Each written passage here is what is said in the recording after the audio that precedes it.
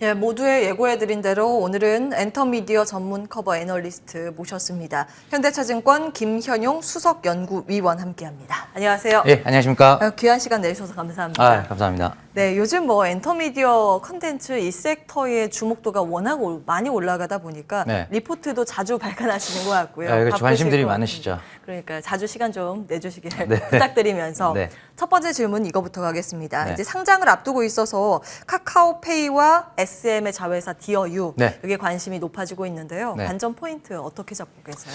우선 이제 카카오페이 디어유가 11월 초중순 비슷한 시기에 이제 지금 상장을 하는 상황이고요. 양사 모두 공모가로 표현되는 밸류에이션은 높은 상황입니다. 그러니까 카카오페이는 국내 이제 금융 플랫폼 쪽에서 핀테크 쪽에 시장 장악을 한 그런 상황이고 선도 업체고, 또 디어유 같은 경우에는 이미 이제 글로벌 관점에서 이 K-팝 프라이빗 메시징 플랫폼으로서 독보적인 또 경쟁 우위를 확보한 플랫폼입니다. 그러다 보니까 이 두 회사가 모두 이제 높은 밸류에이션에 지금 이제 공모가가 설정이 되어 있고요. 관건은 결국 로컬 규제 산업인 이제 카카오페이, 좀 안정적이지만 로컬이고 규제 영향을 분명히 받는 부분 쪽에 베팅을 할 것이냐, 아니면 글로벌리 이미 사업을 하고 있고 확장성이나 또 어떤 규제를 적게 받는다라는 측면에서 디어유 쪽. 근데 이제 기업 사이즈가 많이 다르거든요. 크고 안정적인 건 카카오페이고, 좀 작고 좀 많이 변동성이 크게 나타날 수 있는 건 또 디어유입니다. 그래서 양자택일을 어디로 해야 될지 그 부분에 있어서 투자분들 관심들이 이제 좀 많으실 것으로 생각이 됩니다. 예, 사실상 디어유는 시작한 지 얼마 안 된 플랫폼 서비스고, 예, 카카오페이는 굉장히 수년간 축적된 노하우로 지금 서비스가 되고 있는 쪽이기 때문에 네. 카카오페이 먼저 보겠습니다. 네. 이제 상장 후에 카카오 그룹과의 시너지 효과가 어느 정도 될지도 궁금하고요. 네네. 사실 가장 우려되는 부분은 이걸 겁니다. 지금 플랫폼 서비스에 대한 규제, 정부의 규제 이슈 때문에 네네. 카카오에 대해서 여러 가지 시각이 분분한 상황이거든요. 네네. 흥행 가능성은 어떻게 보세요? 일단 이제 카카오페이의 이번 IPO 이제 공모가 상단이 9만 원이고요. 네. 시가총액으로 보면은 이제 11조 7천억 원 정도 됩니다. 약 12조고, 내년도, 올해가 아닌 내년도에 예상되는 영업수익, 즉 매출액 대비로도 한 13배, 14배, PSR이라고 하죠. 14배 이상의 밸류에이션을 받고 있기 때문에 사실은 밸류에이션 부담은 상당히 존재한다라고 보는 게, 말씀을 드리는 게 맞을 것 같고요. 다만 이제 증권, 그다음에 보험, 대출의 중개 및 주선, 그리고 간편결제에서 송금까지 종합적으로 이 핀테크업을 영위를 하고 있고, 또 시너지를 말씀 주셨는데 이 카카오톡이라는 거의 전 인구 5천만 이상의 MAU를 가진 이 플랫폼과의 시너지는 또 무시할 수 없는 부분이거든요. 그래서 높은 밸류에이션이 유지가 되고 IPO가 어느 정도는 괜찮게 성공을 할 것으로 보여지는데, 다만 공모가에 받았을 때 그 추가적인 상승 여력에 있어서는 사실 많이 크진 않을 것 같다, 그렇게 생각합니다. 크게 열풍을 받을 개연성은 있지만 그게 네. 오래 갈 가능성이 적다, 이렇게 맞습니다. 해석을 하면 되겠습니까? 네, 이제 맞습니다. 카카오페이에 대해서 그러면 네. 공모에 참여를 할까 말까 고민하시는 분 네. 쪽 계실 것 같고, 네네. 카카오에 투자하고 계시는 분이 계실 것 그렇죠. 같습니다. 양 측면에 대해서 이제 물론 이게 주가를 단기간 그렇죠. 예측하시는 분은 네. 아니시겠지만 네. 이제 어떤 관점이 매력도가 더 높다고 보세요? 우선 카카오의 기존 보유 주주분들 입장에서는 카카오페이의 상장이 카카오 주가의 상승 요인은 아닙니다. 그렇죠. 이미 훨씬 더 큰 금융주인 카카오뱅크가 상장을 했고, 카카오페이의 IPO가 확정이 됐었던 6월, 7월 달에 카카오 주가는 17만 원 고점을 그리고 내려왔고요. 그 부분은 더 이상 변동 팩터가 아니라는 거죠. 그래서 카카오 주가의 어떤 목이 마른 이제 주주분들께서는 사실은 카카오 엔터테인먼트의 IPO와 관련해서 상장 예비심사 청구를 넣는다거나, 아니면 대작 OTT 드라마를 하나 수주를 한다거나 촬영에 들어가거나 이런 쪽의 이벤트를 기다리시는 게 맞고요. 카카오페이를 이제 공모 참여하려는 이제 예비 주주 분들 입장에서는 사실 공모가 하단 6만 원에서 공모가 상단 9만 원, 사실은 50% 차이입니다. 8조에 설정이 되느냐, 12조에 설정이 되느냐, 굉장히 큰 간극이 있기 때문에 이 부분에 있어서 그 결정되는 공모가, 개인분들이 공모가를 결정하지는 않지 않습니까? 그래서 기관 투자자의 수요 예측으로 결정되는 그 공모가가 상단에 가까우면 가까울수록 사실 투자 비중을 조금 신중하게 가져가시는 게 맞지 않을까, 예, 그렇게 말씀을 드리겠습니다. 예, 화면에 밴드 희만 공모가가 나왔는데 네. 아래로 가면 갈수록 매력이 높고 위로 그렇죠. 갈수록 부담이 될 수도 있겠다. 맞습니다. 부담이 이런 됩니다. 부분, 네. IPO 관심 있으신 분들은 참고해 보시기 바라겠고요. 네. 디어유 보겠습니다. 네. 요즘 뭐 SM 자회사가 디어유를 안고 주가도 크게 맞습니다. 이제 열기를 발산하고 있는 상황인데 네.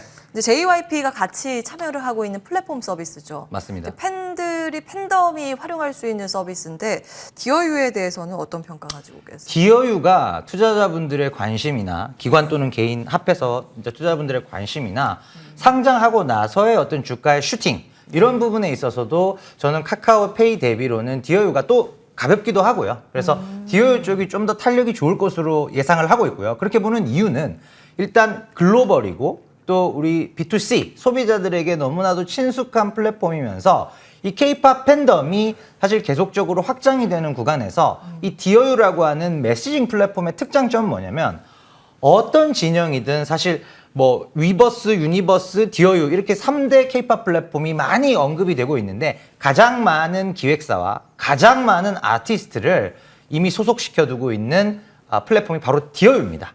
왜냐하면 종합 플랫폼이 아니라 프라이빗 메시징 딱 그거 하나만 하기 때문에 메시징 우리 소속 아티스트들에게 있어서 메시징은 이쪽 디어유 쪽에 매칭을 해주자. 그러니까 규모의 경제라고 하죠. 선점을 통해서 규모의 경제를 이미 이뤘기 때문에 디어유가 사실 또 텍스트 기반의 메시징 서비스다 보니까 영업이익률이 35%가량으로 굉장히 수익성이 좋습니다. 성장성도 좋고요. 그래서 저는 디어유 쪽에 약간 이제 뭐 판정승? 이 정도로 뭐 카카오백이 나쁘다는 건 아니고요. 예. 저는 디어유 쪽이 좀 더 좋아 보입니다. 투자의 매력도 측면에서 네. IPO에 참여를 한다면 네. 디어유가 낫겠다라고 말씀 주셨습니다. 네. 이제 디어유가 뭐야 하는 분들 많이 계실 것 네네. 같아서 좀 소개 구체적으로 부탁드릴게요. 알겠습니다. 디어유 같은 경우에 지금 이제 SM의 자회사인데요. 이 디어유라는 회사가 여러 개의 앱을 운영을 하고 있습니다. 그래서 버블 4 엔터사 이름 이렇게 해서 여러 개의 이제 그 디어유 버블이라는 앱을 운영하고 있고요. 여기 들어가 보시면 그 기획사에 예를 들면 이제 내가 트와이스의 특정 멤버를 좋아한다 라고 했을 때 그 멤버와 마치 카카오톡으로 1대1 채팅을 하는 듯한 거의 동일한 환경을 제공합니다. 그렇게 제가 해서 어떤 카톡을 보내면 맞습니다. 소속 가수가 직접 답변을 해주는 것 같은 그렇죠. 뭐 예를 들어 뭐 오늘 뭐 스케줄 있던데 힘내고 점심은 먹었어? 이렇게 보내두면 팬인 제가 보내두면 답장이 와 있는 거죠. 카톡의 형태로 거의 유사하게 거의 이제 그 플랫폼도 거의 대동소이하고요. 그러다 보니까 정말로 개인적인 서비스를 받는 느낌이 아니라 실제로 그런 서비스를 받습니다. 다만 그게 리얼타임으로 해당 아티스트가 진짜로 하는 거는 아닐 수도 있겠죠. 미리 해뒀던 거를 이제 하지만 이제 개인 대 아티스트 간의 그런 어떤 프라이빗한 서비스다. 이걸 기반으로 월 한 4,500원 이상의 유료요금, 철저하게 유료 기반의 서비스로 태동을 하다 보니 이제 특정 가입자 수 50만 유료 가입자가 뭐 20만, 50만, 100만 딱 넘어가는 시점부터는 이게 이제 눈덩이 효과라고 하죠. 원가는 텍스트 기반이니까 아주 낮은데 가입자 수가 쌓이다 보니까 영업이익이 이제 이익률이 35%, 매출도 전년 동기 대비 2배, 3배씩 계속 올라가고 있습니다.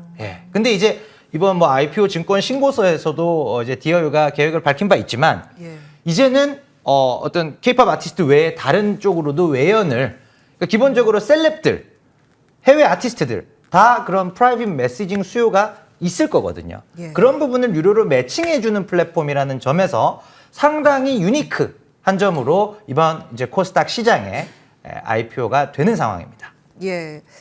수익 구조는 월 구독 서비스 형식이라고 말씀을 주셨고 굿즈 판매, 어떤 물품을 판매하는 게 아니기 때문에 맞습니다. 투입 자본 대비 영업 이익률이 좋다라는 굉장히 좋습니다. 부분에서 디어유 말씀을 주셨습니다. 이제 정리를 해보면 카카오페이보다는 디어유의 투자 매력도가 더 있어 보인다라는 부분으로 정리를 해보도록 하고요. 이제 여기에서 파생되는 섹터가 엔터테인먼트, 엔터 3사를 비롯해서 전반적인 엔터에 대해서 관심 많이 이제 투자자분들께서 가지고 계시거든요. 맞습니다. 요즘 핫하게 또 주목받는 섹터이기도 하고요. 그 디어유 효과가 더해지면서 정말 이 엔터주가 동반 같이 좀 날아오를 수 있을까요? 일단은 이제 엔터 4사가 올해 쭉 흐름을 보시면은 이제 하이브, SM, YG 순으로 강한 주가 상승을 이끌고 왔고요. 예. 지금 지난 9월까지 마켓 데이터가 성장률이 너무 좋았습니다.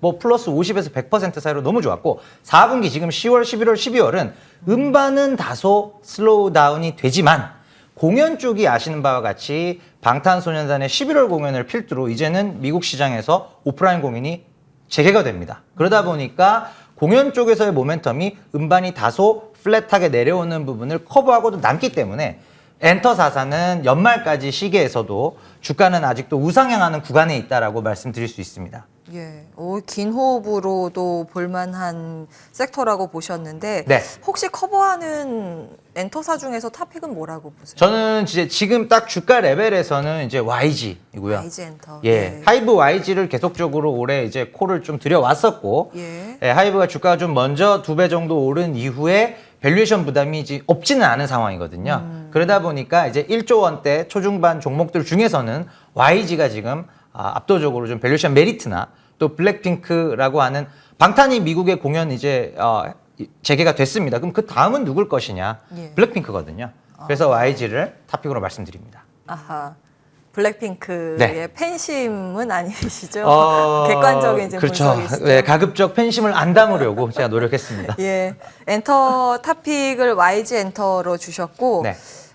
시간이 좀 더 있으면 좋을 텐데 다음에 한 번 더 모셔야겠습니다. 일단 네. 지금 가장 많이 그 채팅창에서도 네. 올라오는 글이 네.